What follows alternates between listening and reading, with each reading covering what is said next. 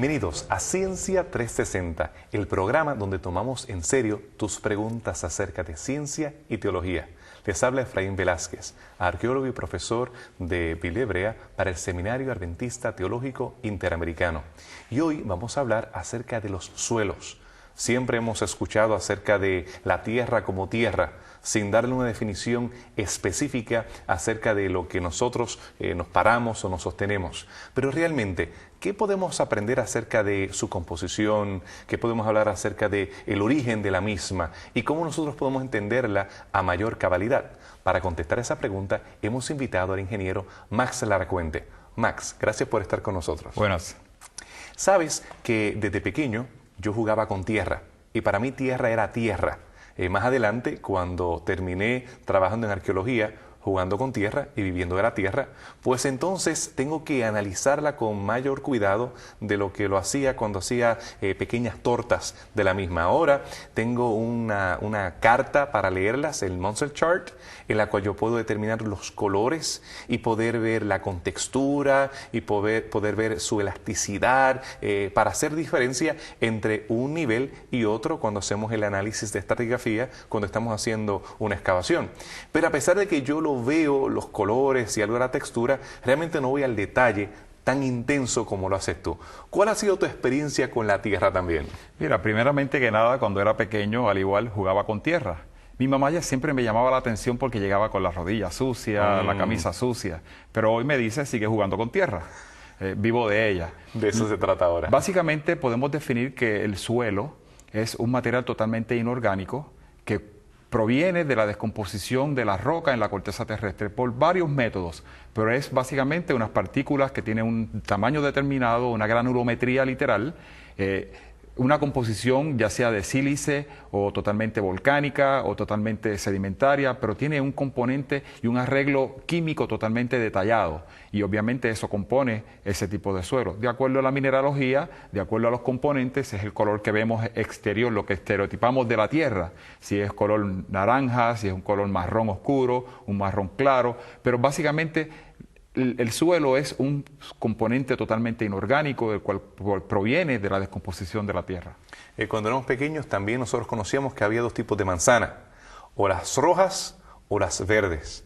Cuando tuve la oportunidad de vivir en Michigan, pude ver que había una veintena de clases de manzanas. No era tan sencillo como las rojas y las verdes. En este caso, cuando hablamos de tierra, no solamente hablamos acerca de tierra roja o tierra negra, sino que, según tú nos explicas, hay toda una infinidad, una gama de clases de tierra dependiendo, o de suelo, dependiendo su composición y dependiendo su origen también. Fíjate que la variabilidad de la tierra también puede ser debido a agentes externos. Por ejemplo, si la tierra ha sido alterada por procesos naturales o si ha sido alterada por procesos del hombre, que le añadan quizás algún tipo de mineral, algún tipo de producto que le cambia la textura, le cambia el color, si le añaden mucha más agua, le cambia el contenido natural de humedad y obviamente produce una textura totalmente diferente que es variable o diferencial del estado original que estaba. Entonces, en detalle, ¿cómo se forman esos suelos? Son fenómenos que interviene el humano, pero también tú mencionas fenómenos naturales. Fenómenos totalmente naturales. Básicamente esos fenómenos naturales intervienen cuando hay la descomposición de esa roca base o esa roca madre de acuerdo a diferentes aspectos o diferentes elementos externos que interactúan sobre ella, produciendo esa descomposición y eventualmente produciendo el suelo. Cuando hablamos acerca de los tipos de suelo, ¿cuántos tipos de suelo hay? Bueno, tenemos suelos orgánicos, que son suelos que están compuestos básicamente de alto contenido de humedad porque tienen una interacción con algún tipo de vegetación que está muerta y lo compone totalmente o lo convierte totalmente en una condición totalmente orgánica. Tenemos suelos que son suelos residuales, que son suelos literalmente producto de la descomposición de las diferentes rocas que hay en la corteza terrestre. Y obviamente tenemos lo que llamamos el suelo saprolítico, que ya básicamente es un suelo que preserva unas estructuras parentales a su origen en un pasado, de esa roca original en un pasado, pero que todavía no se ha convertido en un suelo totalmente residual. Si tú lo miras básicamente en una estratigrafía, tenemos básicamente la primera estrato o horizonte, es básicamente lo que conocemos como el suelo vegetal o el topsoil. Debajo de eso tenemos básicamente el suelo residual, ya convertido en suelo. Y debajo de él tenemos básicamente ese material que te dije que podía ser un material totalmente intemperizado, un material saprolítico, que es el producto de la descomposición, pero que no ha llegado a ser suelo todavía. Y obviamente en el último estrato tenemos la roca viva. Entonces no podemos hablar acerca de suelo malo o bueno. Deberíamos hablar acerca del tipo de suelo para nuestros intereses o nuestros fines. Si tenemos el deseo o la intención de sembrar o de dedicarnos a actividades agrícolas, me imagino que entonces deberíamos utilizar un suelo que sea orgánico, que tenga relación con descomposición, con musgo o con aquella descomposición orgánica. Si estaríamos hablando acerca de un lugar donde vamos a utilizar para construcción, entonces tal vez no queremos ese tipo de suelo, porque me imagino que el degradarse ese material orgánico pues también se reflejaría en la construcción que queríamos que fuera sólida y que no colapsara más adelante. Básicamente tú has presentado un argumento totalmente científicamente válido. No hay suelos malos. Todo depende de la finalidad o el propósito de ese suelo. Si es un suelo que es meramente para agricultura, posiblemente para ingeniería no tiene buena finalidad. Pero un suelo que es bueno para ingeniería no sirve para agricultura, y un suelo de agricultura no sirve para ingeniería. Fíjate que son dos elementos totalmente diferentes. En un suelo que es para construcción o para ingeniería, nosotros buscamos unas propiedades totalmente mecánicas, propiedades que nos den alto grado de resistencia. Si no las tenemos, lo modificamos para tenerlas y poder construir sobre él. Pero cuando hablamos solo de agricultura, estamos hablando solo que tiene que tener unas propiedades de minerales y de alimentos necesarios para que esa vegetación agrícola pueda ejercer, emerger, pueda salir y obviamente darnos el fruto que nosotros esperamos. Así que tu trabajo es un poquito complicado porque tú dedicas a eso precisamente. Y la gente te va a preguntar, ¿esta tierra es buena o es mala? Y tú tendrás que contestar, ¿buena para qué? Depende. Depende, porque tú eres contratado precisamente para saber si de esa tierra o en ese lugar se puede construir un edificio, o si en ese lugar hay un impacto ambiental o se quiere hacer una sembradía, ya sea de plátanos, ya sea de diferentes otros productos. Así que nuevamente la pregunta sería, ¿el suelo es bueno? ¿Y qué tú contestarías? Todo depende.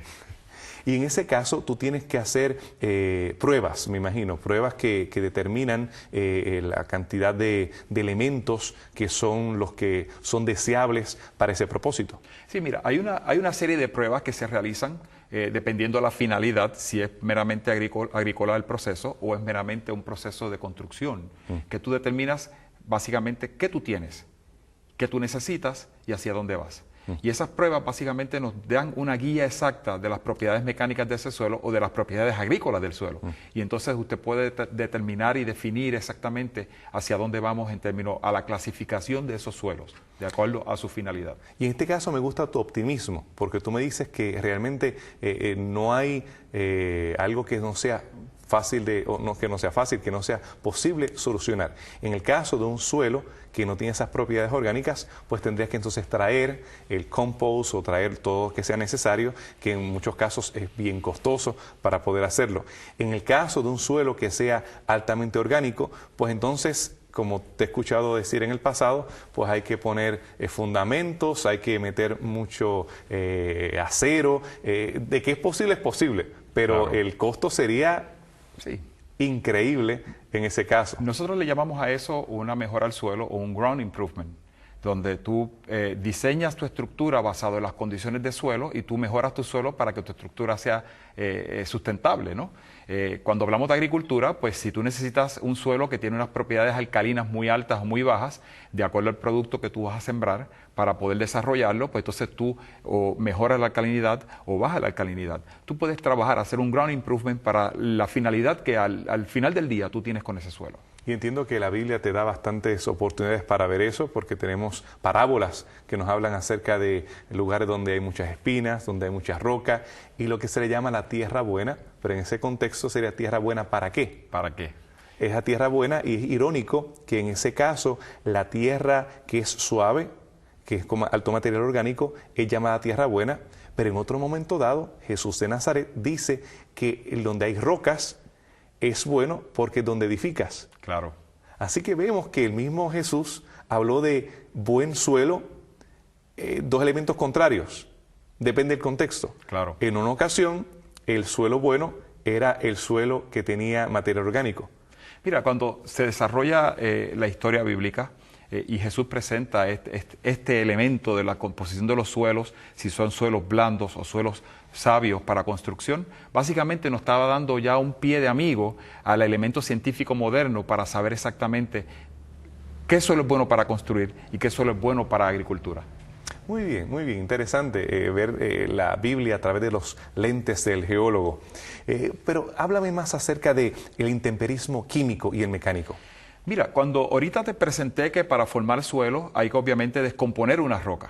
Y los dos mecanismos de descomponer una roca para producir ese suelo es básicamente uno, el efecto químico o el efecto mecánico. Cuando hablamos del efecto químico estamos hablando de la lluvia ácida, del factor humano que derrame algún tipo de componente químico que deteriore o degrade esa roca. Obviamente la exposición a los cambios drásticos en temperatura en países donde tú tienes cambios drásticos climáticos, la exposición alta a los rayos del sol durante un periodo matutino y de repente hacer un cambio por una lluvia. Esos efectos son efectos químicos que producen básicamente la descomposición de esa roca. Cuando hablamos de efectos mecánicos, estamos hablando básicamente del factor humano, de que yo utilizo equipo mecánico, equipo pesado, y puedo demoler una montaña y hacerla pedazos, hacerla suelo, hacerla roca, para los propósitos que sean, ya sea construcción, para rellenar lugares de poca elevación o lo que sea. Pero ese proceso es el que se llama mecánico, que es producido por el hombre. Y pues entonces, ¿qué relación entonces tiene el clima con la formación de estos suelos? Mira, el clima tiene juega un papel muy importante en el desarrollo de los suelos.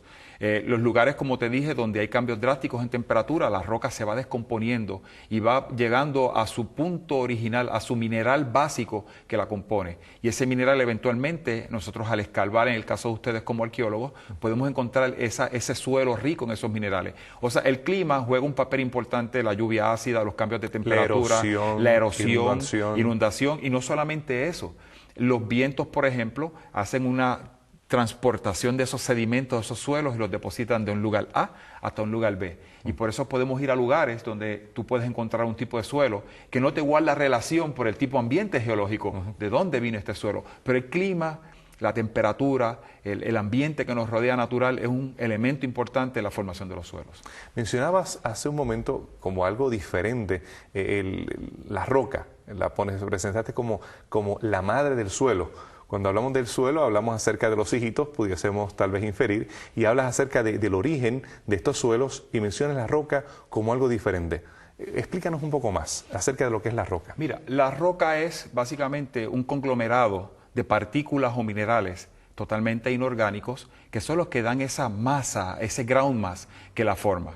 Por consiguiente, si la roca está llena de cuarzo, feldespatos y micas, en la descomposición los suelos van a estar ricos de cuarzo, feldespatos y micas. La roca es básicamente el origen, es la madre, es la base de los suelos. Así que mencionaste esa roca madre porque tenemos rocas que también son hijas, porque tenemos diferentes tipos de roca. Claro. Tenemos roca que son, en este caso, de una composición integral, las cuales se han ido deteriorando y pues contribuyen para que el suelo se forme. Claro. Pero entiendo que entonces tendremos rocas que son formadas en base al suelo donde ellas estuvieron aninadas, donde crecieron, utilizando esa analogía.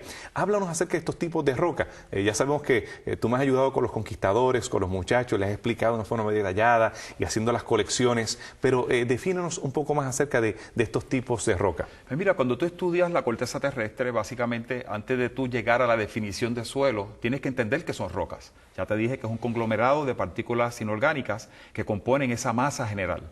Pero básicamente tenemos tres tipos de rocas en nuestro sistema. Tenemos las rocas sedimentarias, que son rocas formadas por el cúmulo de sedimentos, que se cementan, se pegan literalmente, produciendo una textura rígida, pero es de origen sedimentario, del cúmulo de muchos sedimentos.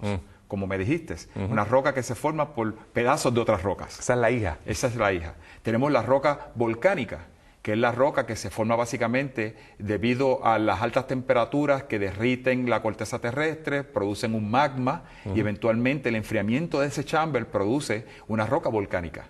Una roca volcánica que puede ser compuesta de muchos minerales visibles o puede ser compuesta de minerales bien minúsculos, bien microscópicos, que tú ves casi un grado más completo y no puedes definir el mineral. Y tenemos obviamente las rocas metamórficas. Rocas metamórficas son rocas que se forman por altas temperaturas y presiones en el interior de la Tierra. ¿Okay? Y tú ves esa textura que parece como si fuera un tipo de mármol o un tipo de slime, donde tú ves esa textura, pero es producto de las altas temperaturas y de las presiones que interactúan sobre ella en el proceso de formación. Así que nosotros, cuando hablamos de roca, nuevamente tampoco podemos ser simplistas. Bueno, toma una piedra. ¿Qué clase de piedra? Y mis niños están fascinados con el tema de las rocas, diferentes texturas, colores, formas, los cuales realmente son muy interesantes y podemos nosotros coleccionarlos. Especialmente en el Smithsonian, en Washington, D.C., nosotros vemos allí estas colecciones que vemos los diferentes cristales con sus colores, los diferentes tipos de jade, diferentes formaciones que se han encontrado en cuevas, los diferentes tipos de cuarzo. Realmente, ¿qué es lo más que a ti te emociona de trabajar con estas rocas? Mira, lo más que me emociona es ver la grandeza de Dios. Es importante, cuando yo estaba en los laboratorios, tú formar una roca totalmente sintética de laboratorio o formar un mineral de laboratorio y tú ver cómo es el proceso de crecimiento de ese mineral, la formación de esa roca durante un periodo prolongado de tiempo controlado en un ambiente de laboratorio. Tú interpolas esa información y puedes ver la grandeza de Dios en la naturaleza. Y eso es lo más que me impresiona, tú ver cómo un diamante que se forma de una cosa tan sencilla como el carbono se produce en una piedra tan bonita y cotizada. Así que tú estabas en la guardería infantil de estas pequeñas rocas que estaban naciendo, incluso más allá, estabas viendo el embrión de estas rocas, porque entiendo que tú a través del microscopio, cuando ves las diferentes reacciones que hay entre estos elementos, puedes ver cómo estos diferentes cristales se siguen formando. Claro. Y los colores son un espectáculo una cosa de la naturaleza. Si alguna persona tiene dudas en cuanto a la creación de Dios, no solamente tiene que ir a la biología, simplemente en muchas ocasiones las personas solamente se enfocan en el aspecto biológico o en la astronomía o en otras ciencias. Tú como geólogo me imagino que estarás bastante deseoso que también reconozcan la belleza y la grandeza que hay en las rocas. Si tú quieres saber la grandeza de Dios, vamos al laboratorio de rocas. Muy bien, eso me parece muy interesante. Y sé que tenemos varias actividades de campo en las cuales nosotros hemos de participar para mirar esos diferentes tipos de roca. Mira, es impresionante cuando tú vas al laboratorio de rocas y tú cortas una sección de ella, la pones una laminilla, la pones en una placa polarizada, pones el microscopio y según vas rotando la platina en unos grados, vas viendo los intercambios de colores magistrales que tiene esa roca. Impresionante. Y esos colores determinan exactamente su composición, los minerales y obviamente la grandeza de Dios. Sí. En el caso de las iodas son tal vez las más conocidas, o las más populares que hay, que en este caso tenemos ascendencia ígnea, para nosotros verlas cortadas en secciones y ver diferentes tipos de decoraciones que se han hecho de las mismas. Y es fascinante. Bueno, ¿cuáles son los tipos de rocas y su ambiente de formación? Tú lo has contestado bastante, pero dime un poco acerca de las reacciones de Bowens. Mira, la serie de reacciones de Bowen es un tópico científico que hemos utilizado para tú ver cómo se degrada de un material original, por ejemplo, de una roca ígnea totalmente, cómo tú llegas hasta una mica o un cuarzo, de acuerdo a las presiones y temperaturas. ¿Qué nos dice esto a nosotros en palabras sencillas? Nos dicen cuál es la composición mineralógica, el ambiente de formación, las temperaturas que estaban envueltas, ¿ok? Y obviamente la composición de ese suelo importante que tú tienes. La serie de reacciones de Bowen es para nosotros como la llave que abre el entendimiento de la formación de una roca. Entonces no es tan simplista como que todas las rocas tienen el mismo tipo de composición. No. sino que cada una tiene su huella digital o su ADN, podríamos decir, y me parece interesante porque en el caso de los volcanes, muchas personas ven una erupción y ven esa erupción y dicen, pues lava es lava, magma estaba adentro y afuera es lava, roja al principio y después se pone oscura. Pero no, entiendo que cada erupción tiene una identidad diferente. Claro. Así que si hacemos un análisis químico de esa lava, la erupción que hubo hace un año es diferente a la erupción que tenemos ahora. Presente. Mira, vamos a usar, por ejemplo, el caso de Puerto Rico. El centro de Puerto Rico, lo que llamamos el backbone, la columna vertebral de Puerto Rico, es totalmente de origen volcánico. Y tú vas a unas áreas en Utuado, en el Batolito, y tú puedes encontrar granodiorita. Vas a otras áreas y encuentras diorita. Y la diferencia de una a la otra, uno la puede ver a simple vista y parecen casi iguales. Pero cuando tú vas al detalle mineralógico de la roca, puedes encontrar que unas no tienen los feldespatos y otras tienen micas. Y tú puedes separar entonces el ambiente de formación de una roca versus otra. Cada cual tiene su huella digital. También podemos determinar en la antigüedad, cuando hubo actividad volcánica, qué actividad volcánica difiere de la otra, porque la composición de esa lava pues es diferente a la otra. Definitivamente. Lo mismo con la tufa, lo mismo con la ceniza, lo mismo con diferentes elementos que están asociados con la misma. Fascinante. ¿Cómo se relaciona la serie de reacciones de Bowens con la formación de los suelos? Si tú logras entender cómo se degrada la roca dentro de sus minerales en su ambiente de formación, desde una roca volcánica vas pasando por los cuarzos, los feldespatos, las olivinas, las micas, hasta llegar a los cuarzos, por ejemplo, puedes entonces interpretar de que si el ambiente de formación es rico para que se formaran los feldespatos o las micas, las biotitas específicamente, cuando se descompone esa roca, ese suelo es rico en biotitas. Cuando se descompone esa roca, ese suelo es rico en sílice, que es proveniente del cuarzo. Y por eso es importante, si tú conoces la serie de reacciones de Bowen y tú puedes conocer los minerales que interactúan en el proceso de enfriamiento y de descomposición, obviamente puedes inferir, sin tener una muestra categórica de suelo, cuál es la formación mineralógica de ese suelo. Muy bien, muy bien. Me parece interesante que había un argumento en base a uno de los bosques petrificados que se encuentra en Indiana, que presentaba que el mismo se formó a través de millones y millones de años. Y ese era el argumento de que pues, este bosque petrificado debió haberse formado a través de estos millones de años. La estructura de los árboles, cómo estaban, la posición de los mismos y demás. Sin embargo, uno de nuestros geólogos adventistas, él tuvo la oportunidad de analizar la lava de esos diferentes volcanes o de esas diferentes capas que se habían tardado millones de años. Él había estado trabajando en Hawái en la época de los 60 y precisamente parte de su trabajo fue ver esta composición química que había entre cada una de estas erupciones de estos volcanes y pudo determinar que no eran muchos volcanes, decenas de ellos, sino eran solamente 4 volcanes. Interactuaron. Y esos volcanes interactuaron porque vemos la lava relacionándose una con la otra, lo cual habla acerca de un evento singular. Cuando hablamos acerca del diluvio, hay personas que piensan solamente en mucha agua, pero estamos hablando de un fenómeno impresionante. Donde hubo la Pangea se separa, estas placas tectónicas que hoy causan los terremotos, que se separan tal vez a pulgadas o centímetros. 1 centímetro por año. 1 centímetro por año. En este caso, en el caso del diluvio, vemos un fenómeno que se aceleró, vemos vulcanismo, vemos proceso de glaciación más adelante. Muchas de los escenarios que algunos cristianos se sienten intimidados en explorar porque parece que contradice a la Biblia. No. La creación. A la creación, no, lejos de hacerlo, tú eres uno de esos valientes que ha dicho yo, en vez de mantenerme en el libreto, yo quisiera ver y analizar en forma de 360, como lo hacemos en este programa, ver qué argumentos tiene la ciencia y qué argumentos tiene la Biblia para realmente entender el origen de la vida y también el origen de lo que no es vida, porque tú te encargas de lo que no es vida.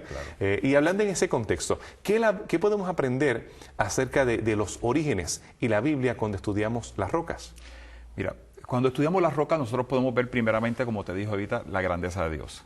cómo se formó este mundo. Si tú puedes interpretar el ambiente de formación de una roca, ya sea sedimentaria, metamórfica, o sea ígnea o volcánica, obviamente tú puedes ver esa grandeza de Dios interactuando ahí. Si tú vas a un laboratorio de rocas y tú quieres crear un diamante, lo que a la naturaleza le tomó posiblemente 25 años formar, en un laboratorio tú lo haces en cuestión de horas. Y ahí tú puedes simular ese ambiente de formación donde estaba envuelta la mano de ese Señor. Donde ese Dios creó esa temperatura, creó esas presiones para crear ese ambiente. Realmente cuando nosotros entramos en estos aspectos científicos y filosóficos, podemos ver en detalle que había una razón importante, que había un ser especial, que había una persona que planificó detalladamente cómo iba a ser la formación.